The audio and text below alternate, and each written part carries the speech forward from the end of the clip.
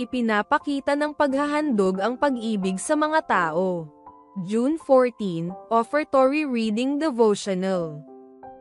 Tutuparin ko ang aking mga panata sa Panginoon, sa harapan ng lahat ng kanyang bayan, sa mga bulwagan ng bahay ng Panginoon, sa gitna mo, O Jerusalem. Purihin ang Panginoon. Mga Awit Kapitulo 116, 18, 19. Ibinigay ni Jesus ang pangalawang dakilang utos na ganito, ibigin mo ang iyong kapwa na gaya ng iyong sarili. Nagpapakita tayo ng pag-ibig sa ating kapwa sa ilang pamamaraan. Isa sa mga paraan upang ipakita ang ating pag-ibig sa kanila ay sa pamamagitan ng pagdamay sa kanila kapag sila ay dumaraan sa mahihirap na hamon sa buhay, dinadalaw kapag nasa ospital at may sakit, o kaya ay pagbibigay ng tulong kapag sila'y nangangailangan.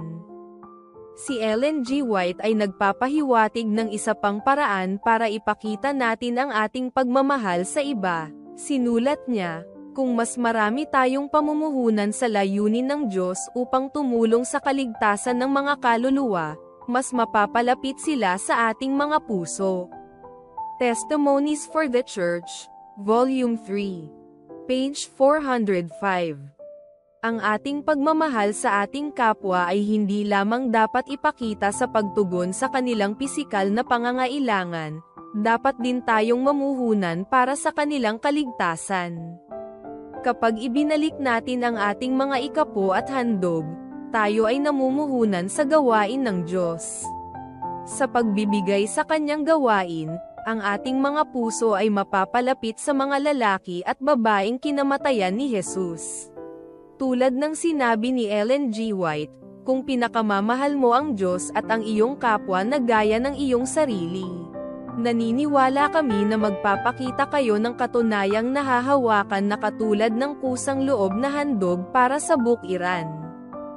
The Review and Herald, January 8, 1889. Panawagan.